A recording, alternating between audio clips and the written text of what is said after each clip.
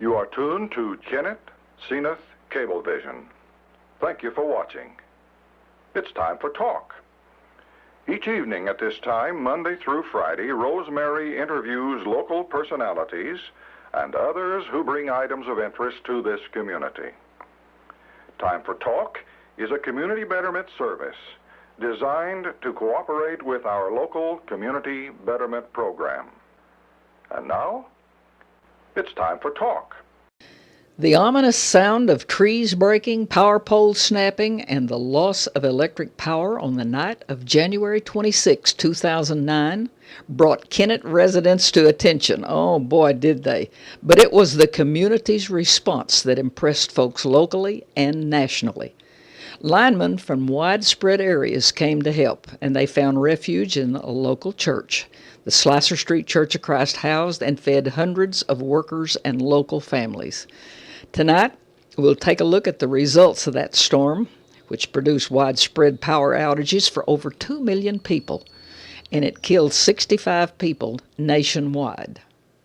Now, this was a common scene many nights during that power outage. You remember you huddled around. If you had gas logs, you were really fortunate. There were candles everywhere. It makes for a beautiful picture, but it was a little cold. Let's look at a live report that came over the air from a Memphis news station. The winter weather causing some big problems in the Missouri boot heel. The city of Kennett was hard hit with the brunt of the storm, basically, from Highway 55 into Kennett. Power lines and poles are on the ground, snapped like toothpicks in the ice. It could be weeks before the lights are back on. And now neighbors in the area are trying to find a way to survive. All new at 9 on CW30 Eyewitness News. Our Lacey Crisp shows us how people are living without power. Hundreds of people are staying here at the Slicer Street Church of Christ. It's one of 3 shelters in town, but it's the only one that has electricity. Ice has knocked out power to the rest of the city, but the church is directly connected to that frozen substation. So I just thank the Lord for this church. I thank God for everything, even though I've been shocked, with seeing my town like this. I mean, it's heartbreaking. Margaret Parson and her 14 family members have been at the shelter since Wednesday morning. She says she doesn't want to think about what would have happened to her family. Aldi and Walmart are both open thanks to generators, but Kennett police had to direct traffic because of the crowds. They say they also had to break up some fights. Church members gathered here to help each other out. Several businesses donated food to feed those who have no way to cook on their own. Tuesday, I think they fed about 150, and then last night we fed over 300, and we're expecting that many or more tonight. Police, firemen, and utility crews eat back here so they can grab and go. It's rewarding, but it's been crazy too. It's just because there's so much, and you don't know what to do with all of it. Kids play cards and watch movies. With power expected to be out for weeks, parents are wondering when their children will be able to go back to school. We've got summer plans and everything. We're afraid that, it could go into the summer months and everything, but we've got to do what we've got to do. Most of the power lines in the area have already given in to the weight of the ice, but there are some still strong that dance with the wind. People staying here say they could be living here for up to a month. Well, I hope not too long, but I ain't got nowhere else to go. And crews are going pole to pole, replacing every snapped line and every pole around Kennett. Kennett City Light, Gas, and Water officials say they have to rebuild the entire grid. It could take up to a month to have everyone's power back on. And to see all of those frozen lines, I guess the only relief could come also is when the weather warms up, because the ice will will melt, and then they can come in and replace more grids quicker, I guess you could say. Yeah, driving around town, you didn't see many of the lines or many of the poles that didn't have damage, so it's going to take quite some time to replace all of those. All right, Lacey. Missouri Governor Jay Nixon was scheduled to tour Kennett today to assess the damage, but city officials were told Nixon is stranded in Farmington, Missouri, and could not make it. And he has asked President Obama to declare Southeast Missouri a federal disaster area. That way they will be eligible for federal assistance. You're looking at the aftermath of the great ice storm of 2009, and it is a mess of wire, of all kinds of wire. And we walked out to see what it did to Windjammer Cable. We're at the tower site, and we were met by Royce Allen, who is, Royce, tell me a title. Well, I actually have two. I'm the regional technical manager and the local general manager for Windjammer Cable. And do they pay you a double salary? No, ma'am. I just wear two hats. Oh, okay. All right. And he met us with these hard hats, and he said, now, with all the debris that's been happening here, if we're going to walk back here, you have to wear a hard hat. So I feel really authentic as I stand here. But now, talk to me about this pile of wire. Where did it come from?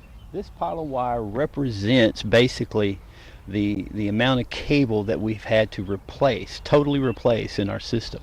Our cable system is 113 miles of cable plant. We cover Kennett, Zenith, and parts of Dunklin County.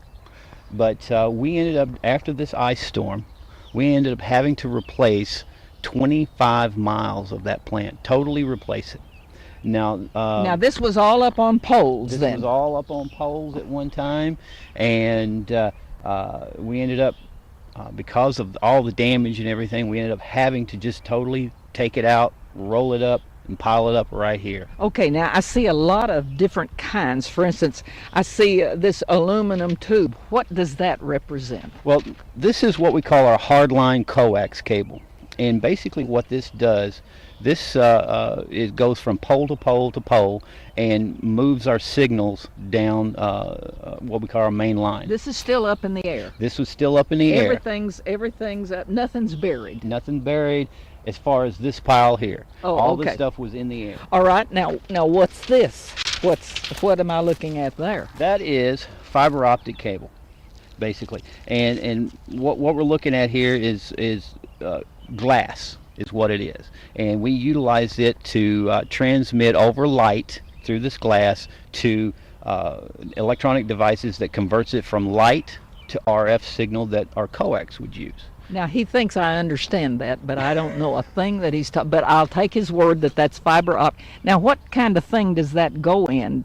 Was it just like that, or is it wrapped? Oh, no. It's right. covered in a black jacket to protect it, and it's also covered underneath that jacket with what we call light armor, so that if animals, squirrels, for instance, want to chew on it or anything, they won't be able to get into the main wire. It protects it. Okay, all right. Do you have a big problem with squirrels? Yes. Yes, we do.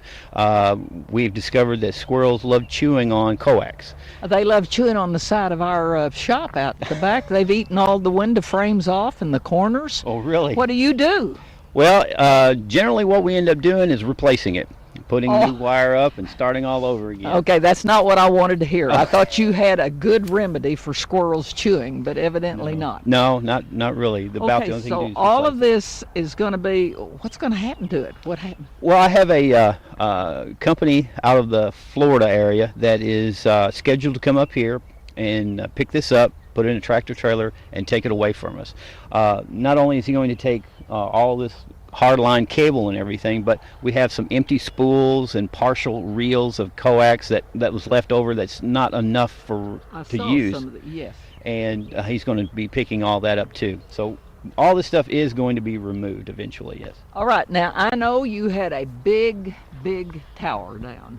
Yes, ma'am. Our 400-foot, it's called a Fort Worth tower. It was put up in the mid-'60s, and it ended up falling down. All right. Show me the damage that it did. All right.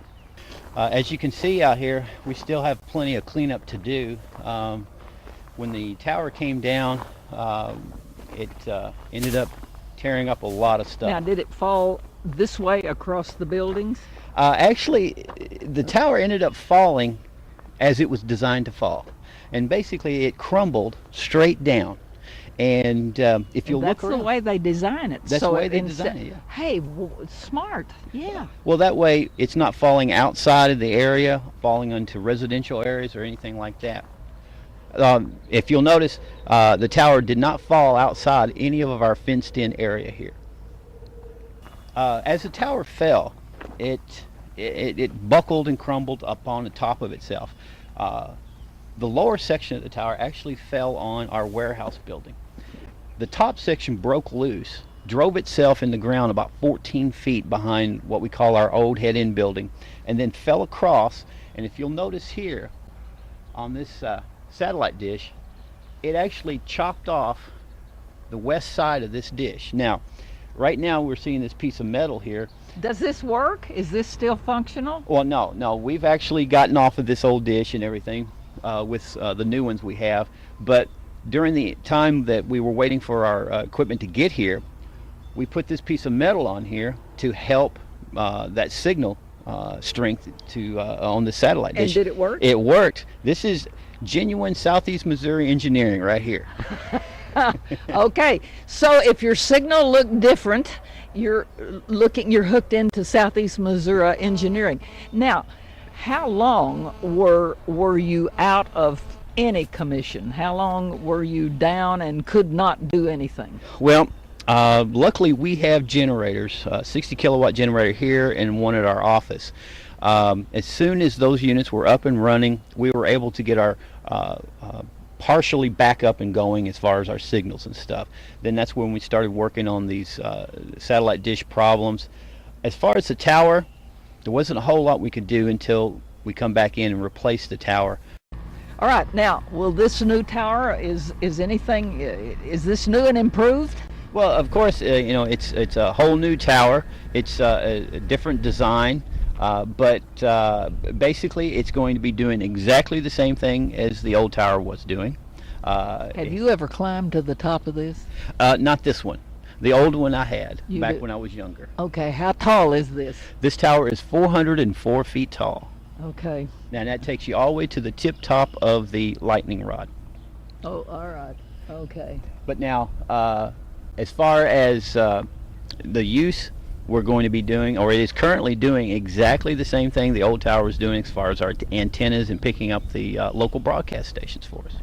All right.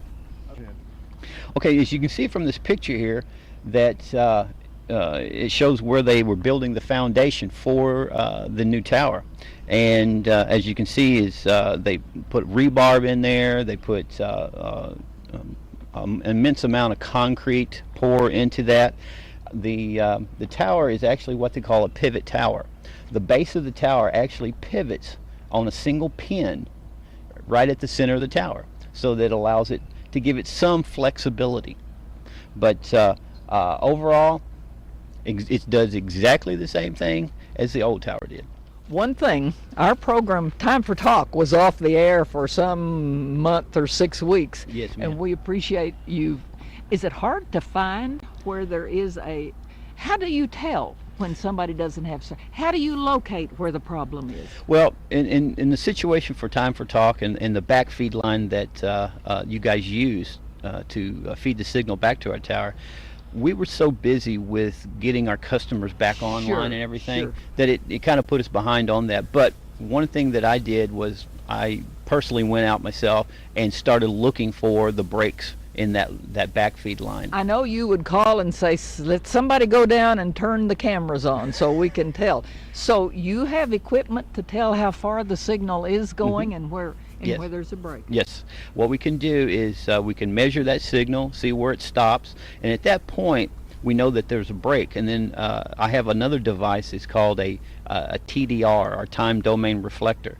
And what that allows me to do is connect to that, and it shoots a signal up there, and it says, okay, at 1,014 feet there is another break, and it allows me to drive off that distance and locate another break in the line.